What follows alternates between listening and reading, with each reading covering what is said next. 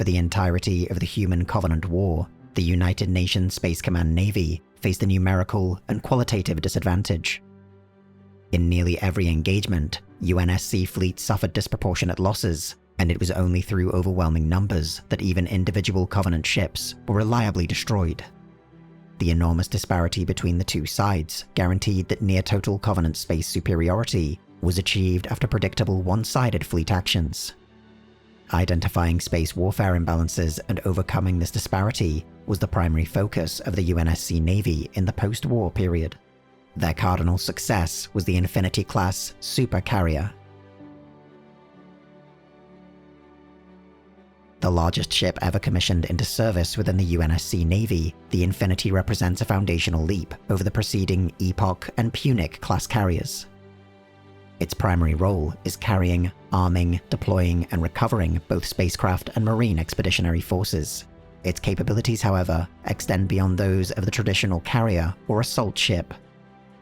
Its heavy armament makes the Infinity-class suitable for space control or denial operations, able to directly supplement the offensive power of its carrier air wing. Its flag facilities allow the Infinity-class to accommodate a fleet commander and their staff, acting as a command and control center for a larger battle group or task force. It can also assist in coordinating the actions of Marine or Army units, both those deployed directly from the Infinity and others that might be present within the ship's area of operations. The Infinity class is equipped with substantial scientific, diplomatic, and medical facilities, making it a key component of UNSC exploration efforts, power projection, and naval strategy. Ships of the Infinity class are built to a length of 5,694.2 meters, have a beam of 833.3 meters, and a height of 1,041.2 meters. Its standard loadout gives it a mass of 907 million metric tons. The angular hull of the design is reminiscent of earlier UNSC carriers, but without the wings commonly affixed to the port and starboard sides. The space frame's primary modules are instead comparatively well integrated, resulting in a more aesthetically streamlined appearance. The ship's propulsion is provided at translight speeds by a Shaw Fujikawa Mark X Macedon prototype drive. Although given a UNSC designation, the engine is primarily Forerunner in origin and incompatible with human technology on its own.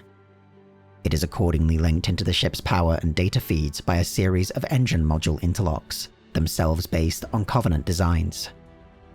During slipspace jumps, the engines are charged by a vacuum energy siphon, which draws power from the underlying background energy of the universe. The class is propelled at maneuver speeds by a conventional fusion-powered set of one primary and two secondary repulsor engines. Both the sublight engines and translight drive extend outwards from the primary hull beneath the stern. The armament of an Infinity class is iterative rather than evolutionary, consisting of the magnetic accelerator cannons, missile systems, and gun batteries that are the mainstay of UNSC forces. Its primary offensive element are four 27-meter bore CR-03 Series 8 MAC cannons mounted on the ship's bow. Their standard ammunition includes the ferric tungsten rounds that prove their worth against Covenant capital ships, but can additionally fire a myriad of other munition types. Autonomous kill vehicles, cargo packages, and even small spacecraft can likewise be launched from each CR-03. Secondary armaments include M42 Archer, M75 Rapier, and M96 Howler missiles, distributed across the length of the ship in 1,100 separate pods. Each has between 24 and 30 missiles depending on their type.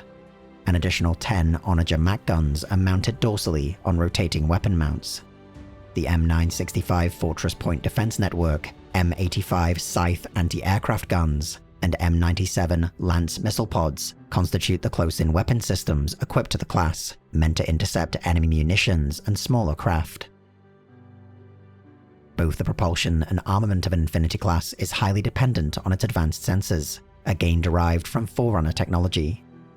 Through a combination of shipboard sensors and drones, hyper-accurate, real-time data concerning the surrounding space or planetary surfaces is fed directly into the ship's systems and can be displayed on the bridge's main holotable.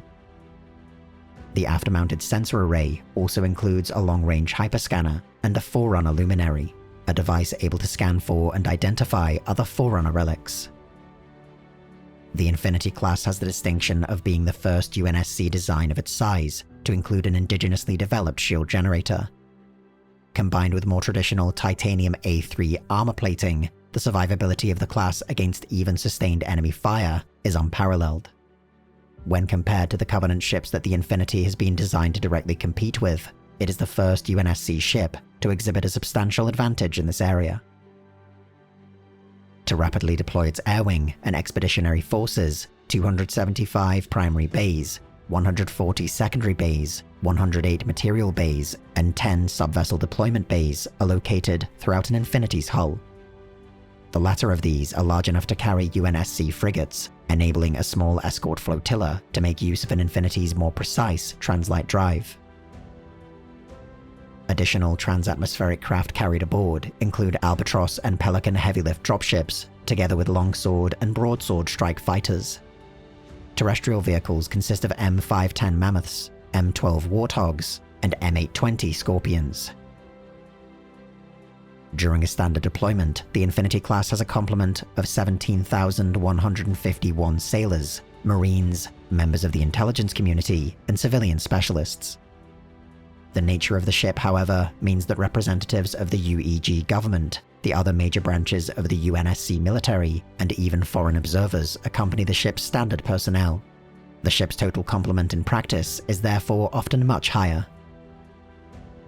Able to operate almost indefinitely, the Infinity class includes a number of amenities typically only found aboard civilian or colonial vessels.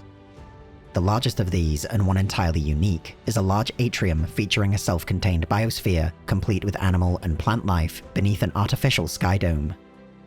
Training facilities have also been given special attention, providing everything from exercise rooms to the ability to conduct war games on board. While fully commissioned into the UNSC Navy, the lead ship of the Infinity class is in many ways still an experimental design and a Starship technology demonstrator. Further refinements have the potential to greatly affect the design's general specifications, and it is likely that subsequent vessels of the class might have some or all of their unique Forerunner-derived components removed or supplemented with more readily available human technology. The construction of the Infinity class was originally a closely guarded secret as part of Project Ouroboros. Research and development was centralized entirely within Special Assembly Plant Concord, located in the Oort cloud surrounding the solar system.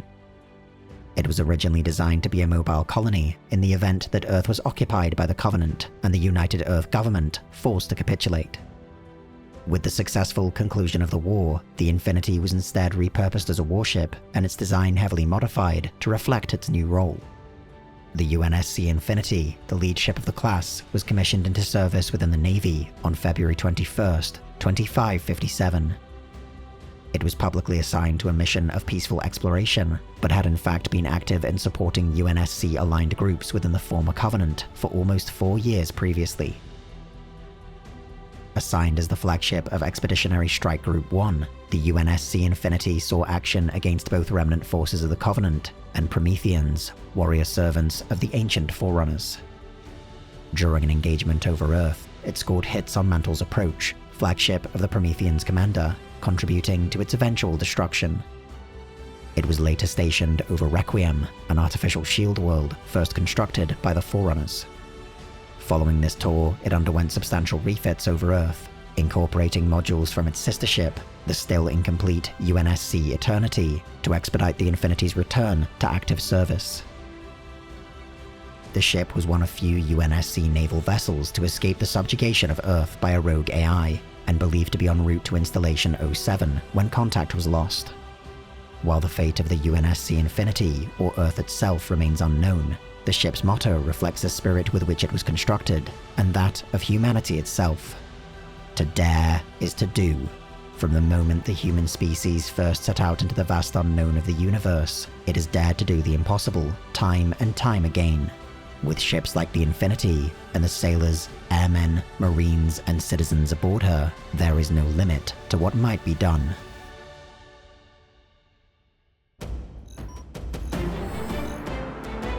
In Arsenal, the Templin Institute investigates the weapons, vehicles, and other constructs from across alternate worlds.